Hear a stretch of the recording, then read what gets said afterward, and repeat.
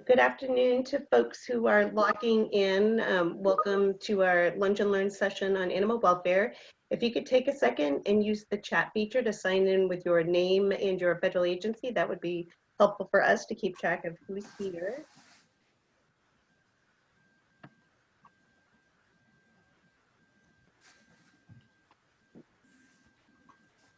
So I will go ahead and start, and then I will be disappearing off of the screen. But my name is Paige Farmer, and I'm a campaign support specialist with the Southern California Zone. Again, we thank you all for being here today. Do take a second to sign in using chat with your name and federal agency.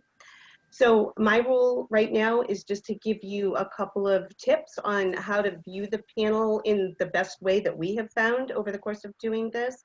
The first thing you'll notice is everybody's cameras are off, and we'd like that to stay that way so that the only cameras on are our panelists. Your audio is also off, so during the presentations, if you have questions, we encourage you to use the chat feature for that. And so the way you can view this without too much distraction or clutter on your screen is if you hover over one of the video boxes, any one of the participants, in the top right-hand corner of their box, you're gonna see a couple of dots. If you click on that, you'll see hide all non-video participants. And so when you click that button, all of those empty boxes will disappear off your screen, and the only cameras that will be on will be the panelists. So you will eliminate that distraction.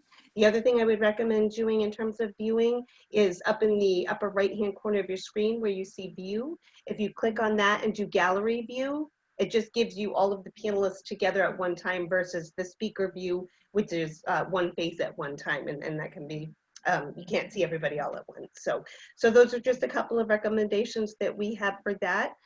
That's my role. I'm going to turn it over to your moderator, Joe Reese, who's a loaned executive with us from the TSA. And have a great session, everybody. As Paige said, my name is Joseph Reese. I'm a loan executive with the CFC. I'm on loan from TSA. I'll be the moderator. We're going to go through several questions, and we'll also introduce the panelists. Today's session is animal welfare. As Paige said, please sign in to the chat. At the end of the session, today is actually our final session for the Lunch and Learn. We're actually going to be giving away a $20 gift card to Amazon, Starbucks, or Barnes & Noble. So by signing in, you're randomly being submitted into that drawing. So here at the CFC, if you guys don't know, we were actually established in 1961. Since we were established, we've raised $8.5 billion for thousands of charities across the world. And given this kind of unique situation with COVID and all the virtual and remote working, we were trying to find a way for federal employees to interact with charities. And through that, we created a series of Lunch and Learn sessions. Today's session is going to be animal welfare. Animals enrich our lives. Pets provide love and companionship and can improve our physical, emotional, and mental health. Service and working animals make our lives easier and complete tasks that would be infinitely harder without them. Wild animals are also part of an intricate and interconnected world that makes life possible for humans on Earth.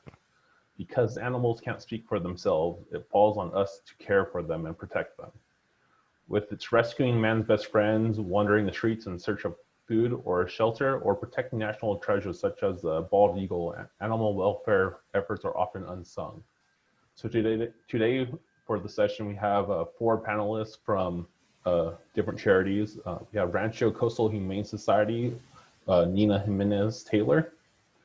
From American Society for the Prevention of Cruelty to Animals, we have Margot McAdams. From San Diego Humane Society, we have Brian Doherty. And from Canine Partners for Life, we have Tanya DiPilla. So what we're going to do, we're going to give each panelist a couple minutes to introduce themselves. We're going to start with Nina. Great. Hi, everybody. Thanks for having me. I'm going to go ahead and share my screen. and let you see a couple of slides here. Rancho Coastal Humane Society is dedicated to saving lives of abandoned companion animals, promoting adoption into loving homes, and offering education programs and support services that inspire and strengthen the human-animal bond. And since this is virtual, I thought I would go ahead and give you a tour of our shelter via a video. So let me go ahead and get that playing here. And there we go.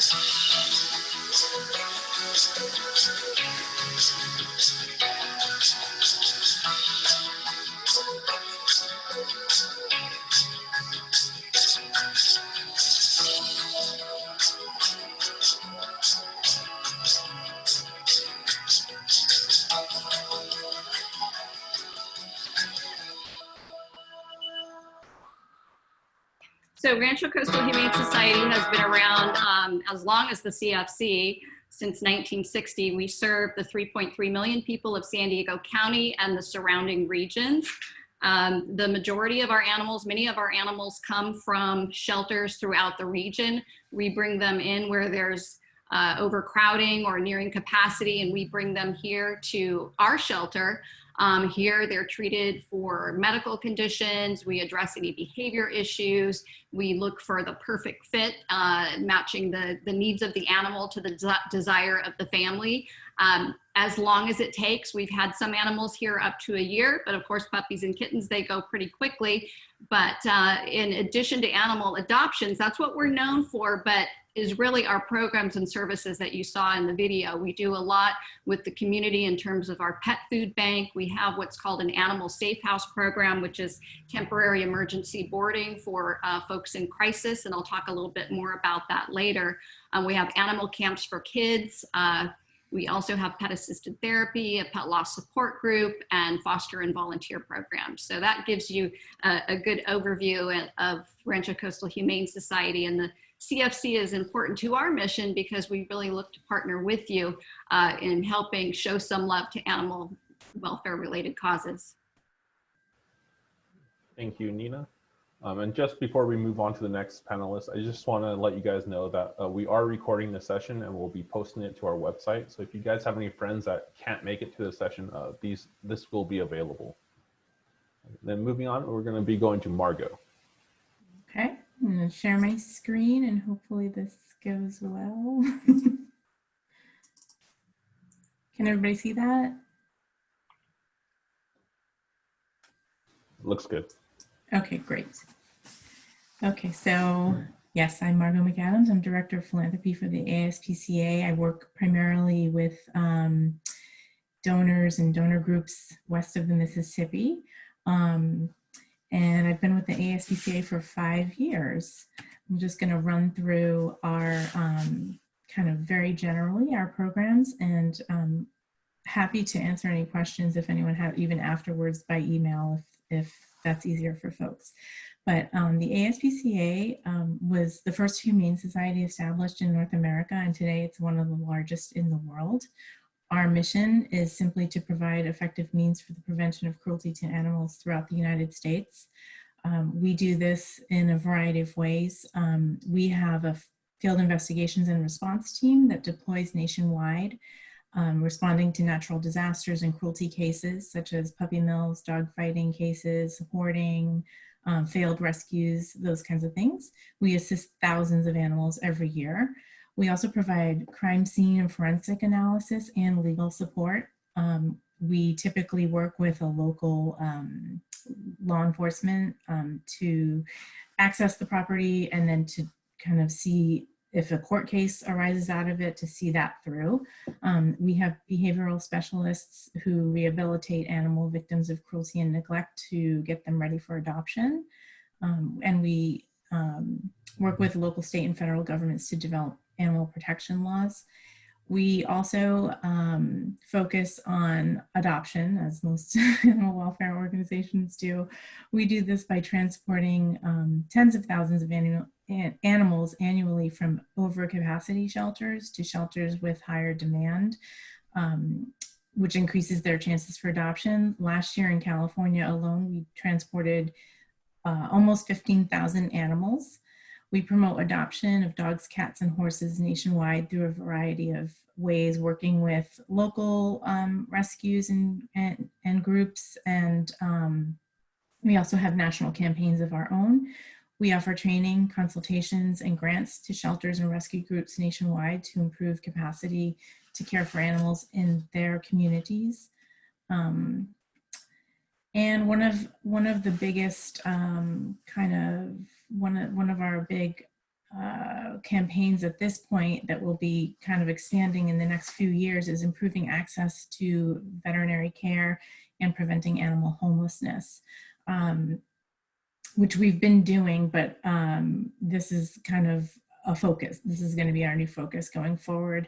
For at least the next few years, we offer medical care to tens of thousands of at-risk animals every year, including we did over 20,000 spay-neuter surgeries and 7,600 vet care appointments at our Los Angeles clinics in 2019. We have an animal poison control center that last year fielded calls from 24,000 pets, households with 24,000 pets. And that's a nationwide program. We train hundreds of veterinary professionals annually at our ASPCA Spay-Neuter Alliance, which is located in Asheville, North Carolina. Last year, we trained 220 vets from California and 15 vet clinics in how to provide low-cost, high-quality spay-neuter in their communities. And we provide additional internship and externship opportunities in shelter medicine and trainings for the animal welfare community through our ASPCA Pro portal.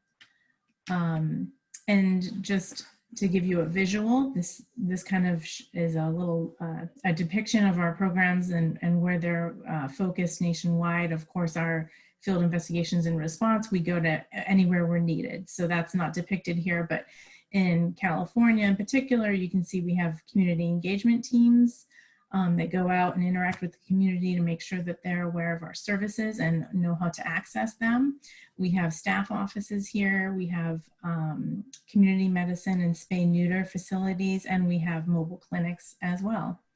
And CFC is important to our mission simply because we just rely on individual donors and donor groups to fund our work. It's 80% approximately of our revenue each year comes from individual donors. So it's very important to be able to reach out to folks like yourselves, and we're really grateful for this opportunity. Thank you. Thank you, Margot. Next will be Brian. Fantastic. Thank you so much. So it's kind of interesting to go after two other animal welfare organizations that do some similar work to what we do. But I'm going to kind of outline what we do at San Diego Humane Society that might be a little bit different. And I apologize to you all. You're stuck with me. I don't have slides. I don't have a video, but we will send a video out following this that I do think I would encourage anybody who has an interest in San Diego Humane Society or has a passion for animal to go ahead and watch the video. I think it will speak to you. For right now, I'm going to be speaking to you, and I'm going to chat just a little bit about what we do. In San Diego Humane Society, we like to say we're essentially a local organization that has a national impact. We work with, at this point, about 50,000 animals a year, and that's basically a mix of about 40,000 companion animals and about 13,000 wildlife. So 320 different species of animals have come through our doors in the last year alone. So it's a pretty extraordinary amount of work that's taking place. We're one of the largest animal shelters in the country. We have 5 different campuses that spread throughout San Diego County. If you've been to San Diego County, it's a big county. It's almost as big as the state that I grew up in. So it's a really, really big place. There's a lot of work to be done here. We partner with the ASPCA. We partner with Rancho Coastal. So I certainly want to give a shout out to those organizations. They're great organizations as well. So for anybody that's on this call who's thinking about, well, what do I want to do with my philanthropy? There are a lot of things to do. What I want to tell people is a lot of folks feel that there's a lot of money that's given to animal related causes because we have cute puppies, we have cute kittens, we have a lot of great visuals. But the truth of the matter is a very, very small fraction, about 1% of the philanthropy that's given away every year in this country is dedicated to animal related causes. So for anybody that's thinking about combined federal campaign and making an impact for animals, I would encourage you to think about all of the animal organizations that are in there because we all need your support. I'm going to say for all of us, we're all driven by individual philanthropy. It is what allows us to do what we do. So in thinking about that, what do we do at San Diego Humane Society with that? There's virtually nothing in the realm of animal welfare that we don't do. We've been innovators in the programs that we've developed that have had a national impact. Programs like our kitten nursery. We were the first organization in the country to have a 24-hour kitten nursery that at this point has cared for over 17,000 neonate kittens that would have most likely been euthanized previously. And we're working to train other organizations around the country about how to have their own kitten nurseries. We're one of less than a handful of shelters in the country that has a dedicated behavior center to work with animals that need more. If you have a dog or if you have a cat, or I don't know, an iguana or whatever else you might have at home, you recognize that sometimes they don't always have the behaviors that you might want. They chew your stuff, they bark, they do all kinds of things. We have a lot of animals that have behaviors that serve as a barrier to them being adopted into a new home. In a lot of shelters around the country and around the world, those animals will be euthanized for those behaviors. Our behavior center is set up to provide them with additional training. There is no clock that runs in our shelter. We've had dogs for up to a couple of years. And as long as the animal can continue to do well, we're going to continue to work to ensure that we can do everything we can to get those animals into a new home. And we're really, really fortunate to be in a position to have both that kitten nursery and behavior center as two of our standout programs to do that. One of the other programs that really allows us to be a national leader in animal welfare is our shelter medicine program. And like I said, we work with about 50,000 animals a year. We did, and this is a pretty staggering number. I routinely think about our vets and how they're doing this. Sometimes the math doesn't add up, but we did over 17,000 spay-neuter surgeries alone last year. And about 4,000 of those were free or low-cost spay-neuter surgeries as part of our community spay-neuter program, because what we're really looking to do is not just work with the animals that come in, but to address the root causes of why animals come into animal shelters to begin with. Those are the issues that we have to take on. Those are the issues that I know everyone here is working on. And we feel really fortunate to play a leadership role in being able to do that. In addition to that, another big ticket item that we do, and Nina mentioned in talking about her work at Rancho Coastal, you know, a lot of people think that we adopt out dogs and cats. And if you talk about, you know, Rancho Coastal or you say San Diego Humane Society, that's what people are going to think, oh, sure, they do that. But that is such a small fraction of what we do. When COVID hit back in March, we had to pivot like everybody else and shift our services. We already provide safety net services for our community. And just since March 15th, we've provided over 1.5 million free pet meals to pet families in need who need assistance. We've had lines of cars lined up around all of our campuses waiting for distributions of food and supplies so that we can help keep pets in the homes of people who love them. And that's certainly an extraordinary part of what we do. And in these times, a particularly important part in making an impact for both animals and the people who love them. And additionally, we also work in advocacy. So some of you may have seen recently that Bella's Law was recently passed. It will go into effect January 1st of 2021. That ends the loophole and helps shut down puppy mills and ensure that pet stores in California cannot sell. There's no retail sales of of rabbits, cats, and dogs in California. San Diego Humane Society was one of the lead sponsors of that. So whether it's advocacy work, whether it's our shelter medicine program, our leading innovative programs, and certainly the adoptions process that we do, we feel that we have our hands in just about everything that you could have your hands in animal welfare. And why does the CFC matter for all of that? As the others have said, we simply cannot do what we do without the generous support of our community. It's essential. And without it, programs would disappear, animals would suffer. And our community would be a very, very different place. So as you consider, thoughtfully the contributions that you'll make through the combined federal campaign, I would just urge everyone, whether it's San Diego Humane Society or one of the other animal organizations, to truly think about what you can do for animals. As a reminder, that 1% of philanthropy, if we could just change that to 2% of the philanthropic pie that's given in this country, every organization on this call and all of the others that work with animals would truly be able to transform the impact that we have, address some of those root causes, and make the world better for animals. And that's why it matters to us. So thanks for having me on the call. Thank you, Brian. Lastly, we'll have Tanya.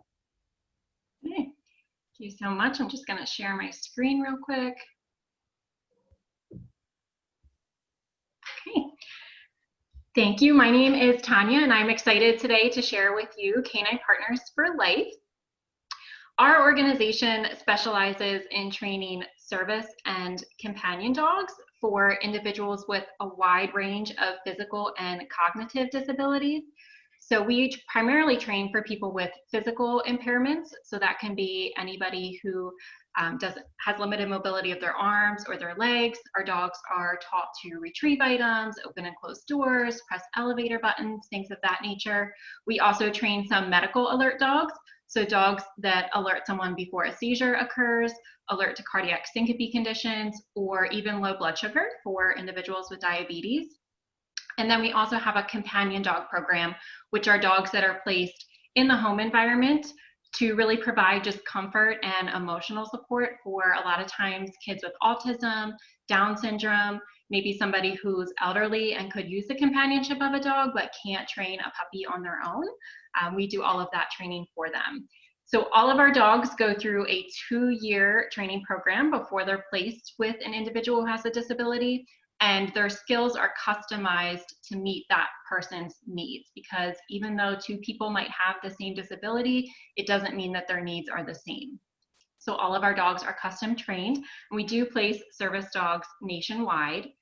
And I always think it's best to really learn about our mission and learn what we do by hearing from one of our graduates. But since you're listening to me today, I wanted to just quickly share a graduate story with you.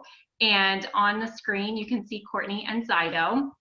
Courtney came to us when she was a teenager because she has a cardiac condition where her blood pressure will drop and she would lose consciousness without any warning. So she was passing out multiple times per week. And she was at the point in her life where she was graduating from high school. She wanted to go to college, but she couldn't even leave her home. She couldn't be away from her parents for fear of not knowing when she might fall and become injured. So she found Canine Partners. We matched her with a service dog named Zido, and Zido is able to alert her as her blood pressure is dropping so that she can lie down and then she doesn't lose consciousness. And since she has received Zido, she has not lost consciousness in over 2 years. She was able to go to college, live in a dorm, she's gotten married, and she now works full time. So all things that were impossible for her before she received her dog. So that is what Canine Partners is all about. We are providing independence to individuals with disabilities by giving them a canine partner. So I'm excited to be here today. As everybody mentioned, these are all really great causes. So I really encourage you to find one that speaks to your heart and give back today. So thank you so much. Thank you, Tanya. And thank all the panelists for being here for this session. The way this will work, we'll have 3 questions. We'll go through each question once, and you guys will each have 2 to 3 minutes to answer the question. For any of you, the attendees, if you guys have questions for the panelists, just put them into chat and we'll get to them at the end of the session. The first question, we're going to start with Tanya. 2020 has been an extremely challenging year for humans. Has it been equally challenging for animals? So for our organization, I think it's a little bit unique. For our program, when everything, I want to say, kind of exploded in March with COVID, we actually did shut down our campus for a short period of time. All of our staff worked remotely and all of our dogs went into volunteer homes. So all of our dogs are raised by volunteers for the first year of their life, but for the second year, they work with our professional trainers. So all of the dogs that were in our kennel getting that second year of advanced training went into volunteer homes, which changed their schedule.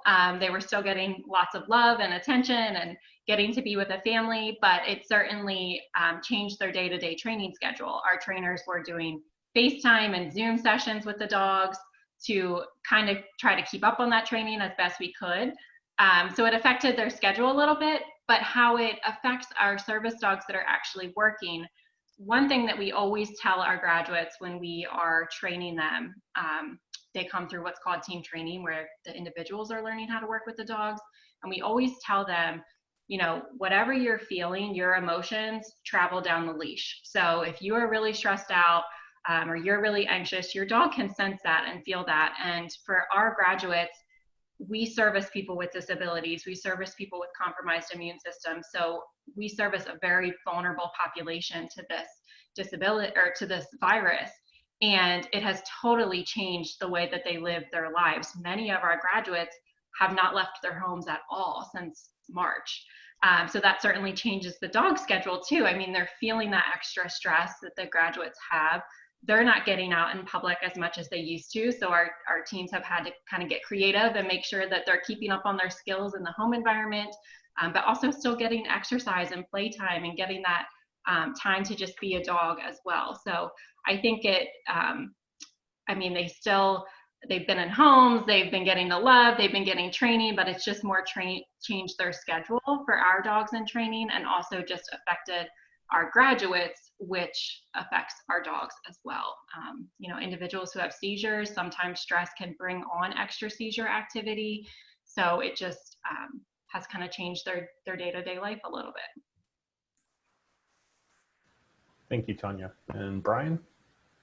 I think, to me, in answering that question, the challenges that so many animals are facing right now because of what's happened with COVID in 2020 is really rooted in the challenges that their people are facing.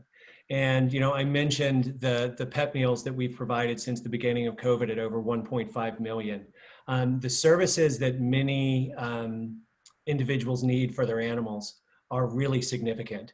I know Margot was talking about the ASPCA and their plans to work with sort of a community veterinary services to be able to provide care for animals in needs in sort of low-income communities. And that's something we're also focused on at San Diego Humane Society.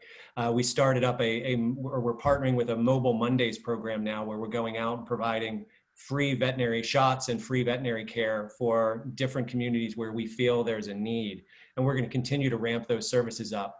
When you hear the statistics about things like 30% of folks who rent are in jeopardy of being evicted from their homes, those people have animals. Those animals are going to end up potentially either changing. We already know that there are really large challenges for renters in obtaining housing that will keep their animals. So we in animal welfare are really planning for kind of what's to come with the challenges that folks are going to face. Because what we're looking at is a potential mass eviction problem that will impact animals and people throughout the country. And what can we do in animal welfare to keep that from happening? How can we advocate for access to housing for renters who have animals? How can we be there to provide veterinary services for folks who have lost their jobs? And what we don't want the outcome of that to be is that they feel their only path forward is to relinquish that animal to a shelter. They're in a home with people who love them. What we want to do is be able to step up and provide the resources that they need to be able to keep that animal, to get back on their feet, and to be able to have a pathway forward with that animal. So when I think about the challenges that animals face in 2020, they're absolutely connected and tied to the challenges that humans are facing as well. And as we think about those challenges, one of the other things is, you know, we talk about the new normal, or what is it going to look like when things return to normal.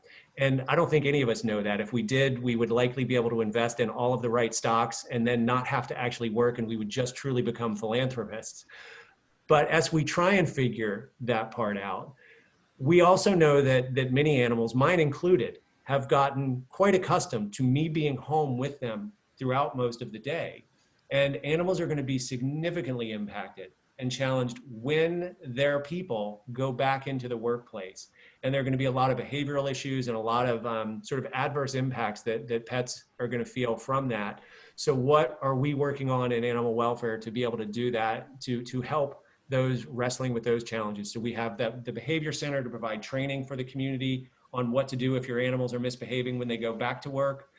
So there are a lot of challenges right now, but we also think there are a lot of challenges ahead, and we're really working to be able to address those issues as they come up. Thank you, Brian. Margot? So I'll sign on to everything Brian just said. He's just hit the nail right on the head in terms of what we're doing as an organization in response to the COVID crisis. A lot of our operations came to a screeching halt when shutdowns began to happen, particularly in LA County, which was pretty aggressive.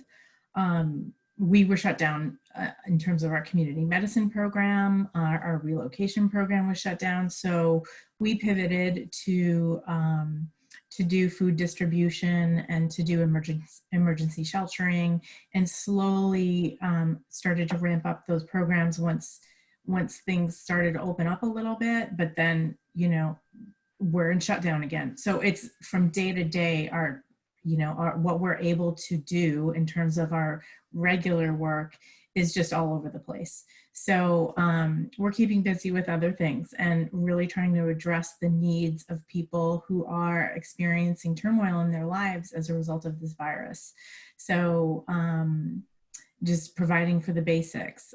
We also have been trying to do primary pet care mobile clinics as much as we can in LA County. Again, that's been, we were, before November, we were really ramping back up to a good place.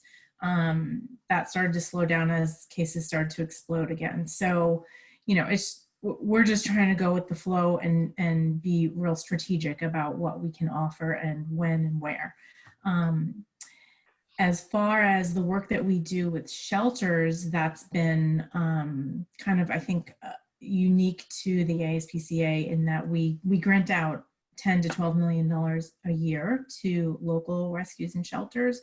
And there are big ones like San Diego Humane that are doing really great work during COVID. There are others that can't do their work during COVID because they depend too much on donations, small dollar donations, as well as volunteers to carry out their work. And when you can't depend on your volunteer army to show up because they've been told they need to shelter at home, or whatever, or maybe they're suffering illness or job loss, and they're just not available like they once were. So one of the really great things that we've been able to do is offer emergency grants to shelters nationwide. We did 2 rounds of grant funding. We're up over $4 million now. My guess is that's going to continue as long as the pandemic continues. We're committed to being there as long as we need to. So, it's definitely challenging for animals in homes. It's also challenging for animals in shelters where the smaller rescues and private rescues that just don't have the resources that a larger rescue has. So that's where we've kind of been focused in addressing the challenges for humans and animals in 2020. Thank you, Margot. Nina? Well, it does go hand in hand. The stress and the challenges that the humans have are going right down to the pets. And what we're seeing here is no different than what anybody else is seeing. With the economic impact, we have seen people have to relinquish their pets, which is what we try to prevent here. We have a community pet food bank. We've had to increase the number of days that's open each month. We've seen about a 200% increase in people coming to us for assistance, looking for pet food, looking for supplies. We've also become a distribution point for other nonprofits. So I would say in the past year, we've given out about 19,000 pounds of pet food that was donated to us through partners like Petco, Chewy's, Greater Good. In fact, I've got some of it stacked up right here behind me because we're going to do another distribution to our nonprofit partners this weekend. So the economic challenge is really something that is a challenge to our pets as well. Whatever's happening in the household is going to reflect in how that pet is managed. We have a program that's unique here to Rancho Coastal called the Animal Safe House program. That's temporary emergency pet boarding. It was started in 1997 originally for victims of domestic violence. What we found is that oftentimes that victim will not leave a situation because they were afraid of leaving the pet behind and afraid of what would happen to that pet. That pet could at times become the abuser will actually abuse the pet. So we started that program. We bring that animal here, provide boarding, provide medical care for up to 90 days while that victim gets the help that he or she needs in escaping that situation. So that's at no charge to the client. We since expanded that program to military veterans and seniors that are undergoing emergency medical care. And now what we've seen with COVID is that we've also had to provide that temporary emergency pet boarding to victims or people that are suffering from coronavirus in the hospital, not wanting to stay in the hospital because their pets had no one to take care of them. So we'll take those pets here and treat them and vaccinate them and sometimes treat their unmet medical needs. We've also, it's not just COVID, we've had hurricanes, we've had wildfires. We have brought in animals to our shelter that have come from the hurricane zone. We've had animals come to our shelter that have come from the wildfire zones. So we're really meeting that challenge. We're a small shelter, but we operate as big as we can and try to get in there and help address the challenge and be ready for whatever comes, because we don't know. We didn't know it was going to happen in 2020, 2021. Let's hope it wasn't just a warm up. Thank you, Nina. We'll move right on to the next question. Brian, can you describe how the animals you work with contribute to the benefit of society? Sure. I think in answering that question, I'll kind of break it out in two paths. I'll start with the companion animal side. And my guess is that if anybody is taking their time on this call, I'm just going to make the assumption that you all actually like animals. My hope is that you will agree with me in my assessment that we adopted out about 16,000 animals into new homes last year. 16,000 animals that went into new homes.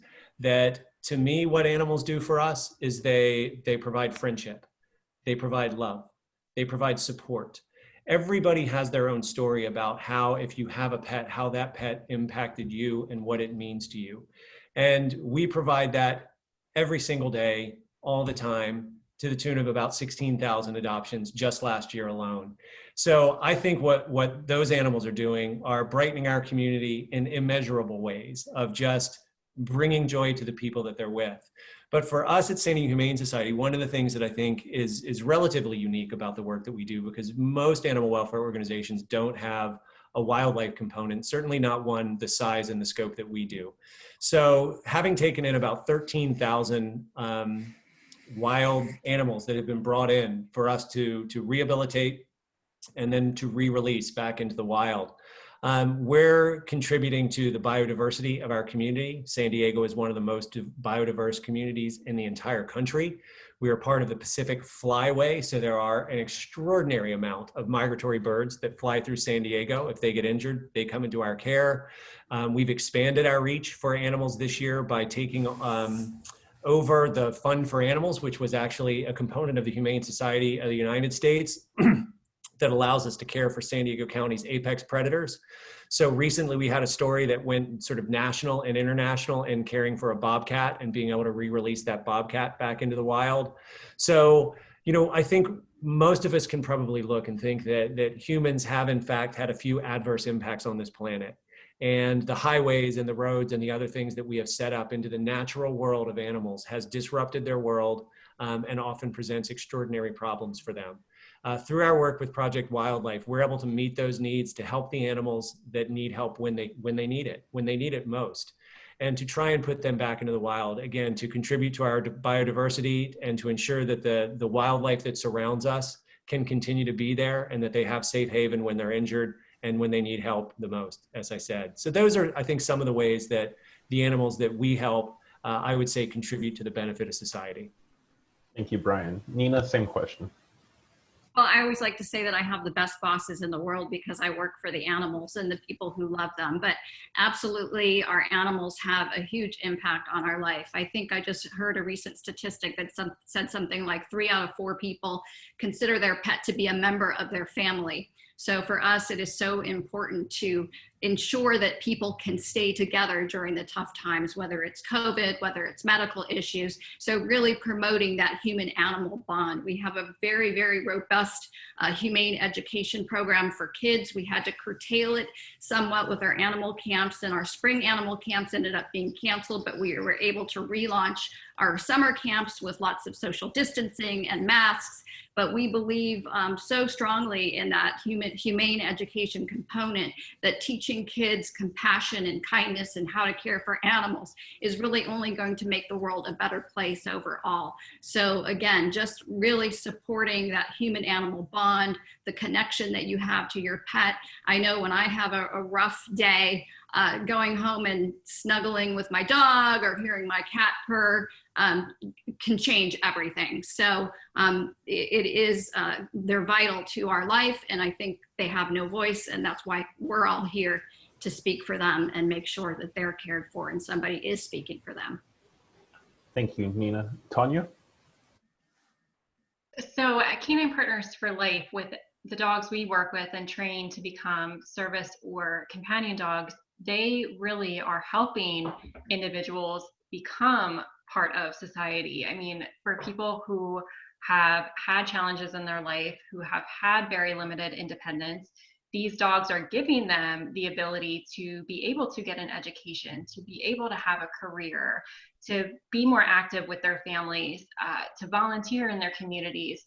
So it's really giving people a chance to be a part of these life activities. And while I mentioned that during COVID, unfortunately, it has affected a lot of our graduates where they're not able to be out in public a lot. For one of our teams, she has multiple sclerosis and she had very limited mobility, had a lot of fatigue, was not able to be very active in her community. And now that she has a service dog, she's seen this time as a time where she can give back and help others. So she actually, with the support of her service dog, has been helping at her local food bank every single week.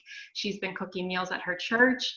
She volunteered. She was a poll worker during the election. So it's just enabling her to be a part of those activities. So it's really just giving individuals with disabilities the chance to live a better quality of life. Thank you, Tanya. Margot? So yeah, at the core of our guiding principle is just a recognition of the value of the human-animal bond. And I'll just kind of add on to what the others have already said, that we get so many benefits from that association. Obviously, we keep animals for companionship. They reduce stress. They're a cure for loneliness, and they just bring joy to a household. In my household, we are obsessed with our pets. And I'm sure a lot of people on this call right now can relate to that. And then also, of course, there's the animals that are in service for therapeutic purposes and for those with disabilities, which is just an amazing, it's just an amazing thing to see. I think that, to give someone independence through an animal is such a gift. And I think that, it's even the, the emotional support. I always say, like, my dog is a very kind of high-strung little Chihuahua, and I'm her emotional support human. She is able to do things because I'm with her.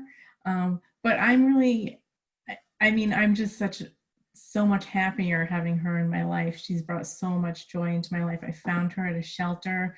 She was probably, I mean, the way she was behaving at the shelter, she was terrified. She was cowering in a corner, shaking. A lot of people would have passed her by, but I looked at her and I said, she's not doing well here. I got to get her out of here. So I brought her home. It was supposed to be a foster situation. We failed. But you know, it's just, she just brings joy to my life every single day. And I think that most pet owners feel that way about their pets. What else can you say that about, you know? Kids, I guess. I don't have children, but I have teenagers. I wouldn't say it about. Thank you, Margot. So we'll be moving on to our final question. Once again, if any of the attendees have questions, just post them in the chat and we'll get to them after this one. We're going to start with Margot on this. What do you see as the challenges and how do you see addressing them in the coming year? So in the coming year, we expect the impacts of COVID-19 to be a continuing problem. So we'll continue offering our relief services like free pet food, emergency sheltering, and access to primary pet care, veterinary care. You know, at the same time, our field investigations and response team will be ready, as always, to respond to natural disasters nationwide and cruelty cases. And our community medicine teams will continue offering services as allowed by local COVID guidelines, which hopefully, you know, start to ease up and we can get back to normal levels where that's concerned. And hopefully this time next year, this will all be a bad memory. We'll all get back to the regular work that we do, having an impact on our communities. But yeah, I think it's going to be COVID for at least the next 6 months.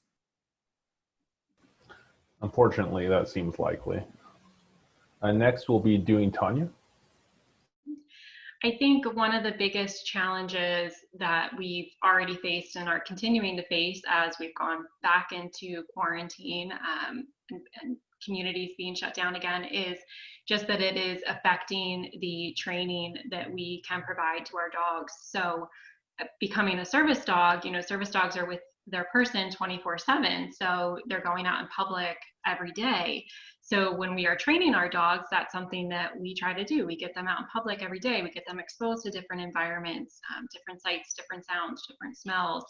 And when a lot of public places aren't open, or, you know, our volunteers, our trainers aren't able to go in public as much, you know, don't want to go in public as much because you don't want to have that exposure, it is going to affect the amount of training time that we have in our program.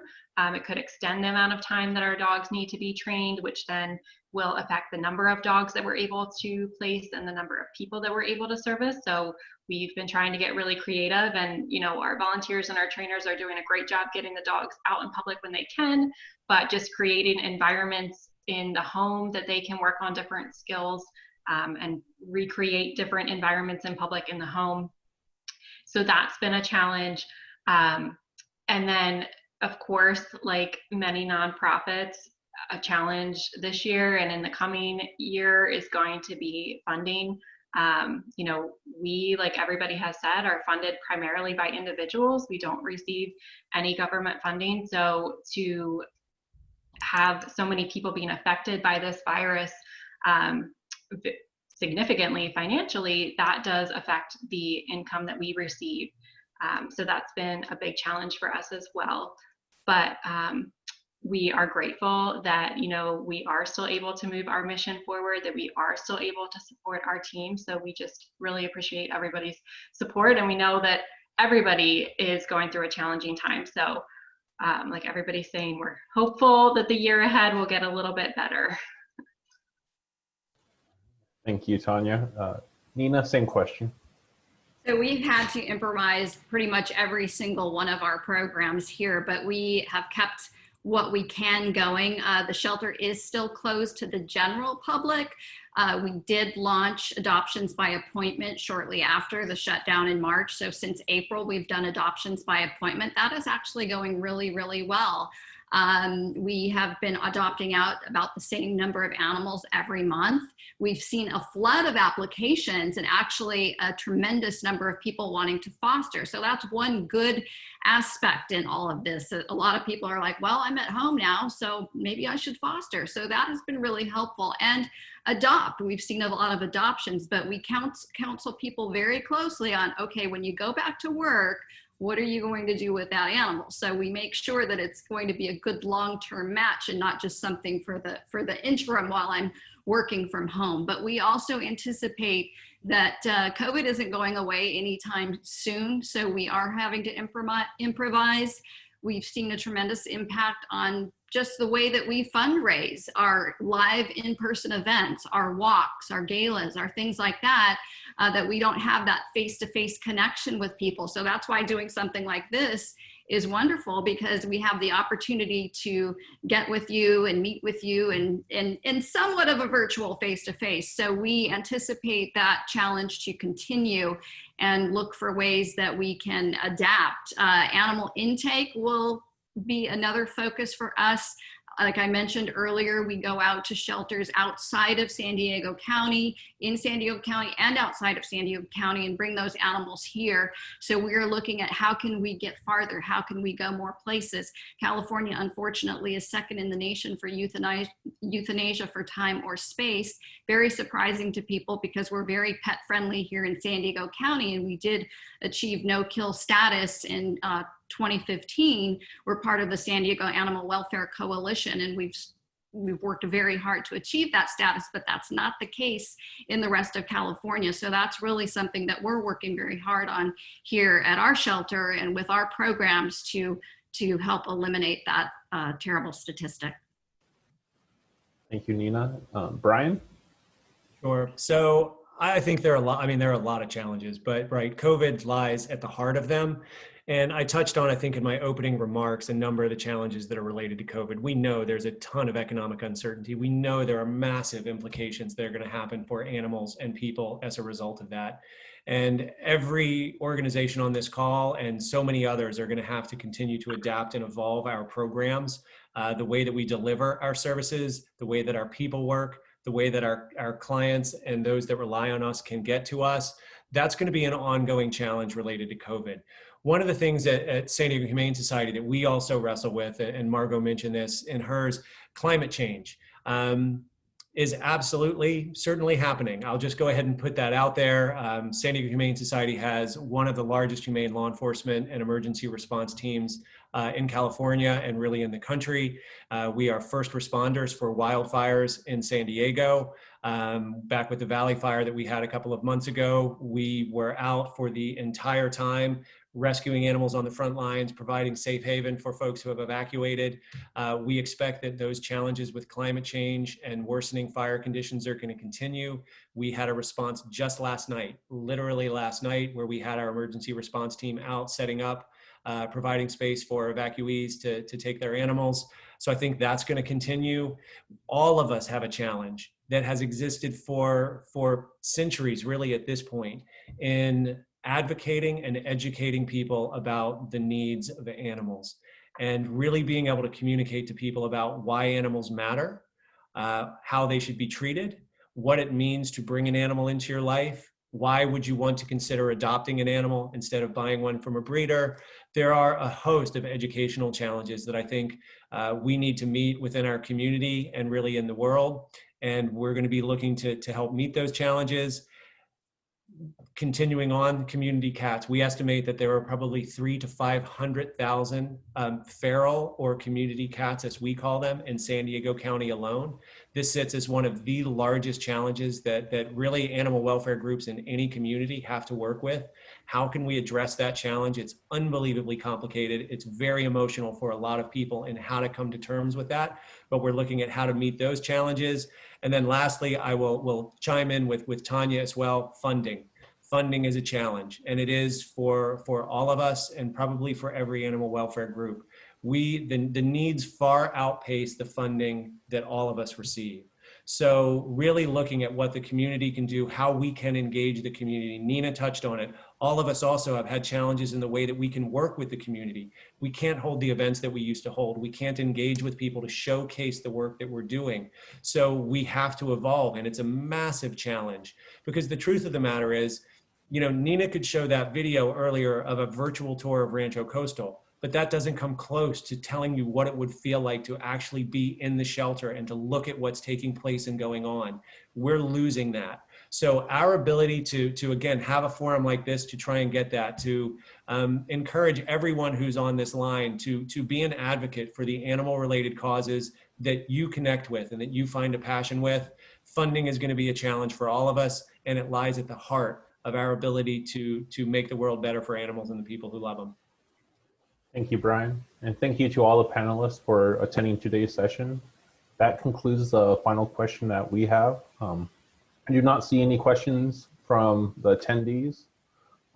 Thank you to the attendees as well for being here. If you do have any questions, feel free to post them. We'll be on for a couple more minutes, but just thank you guys for giving your time for this important cause. If there's no more questions, we'll end it, but I'll hang around if there's any questions until 1 o'clock, so a few more minutes. Thank you guys. Thank you, everyone. Thank you. Thank you.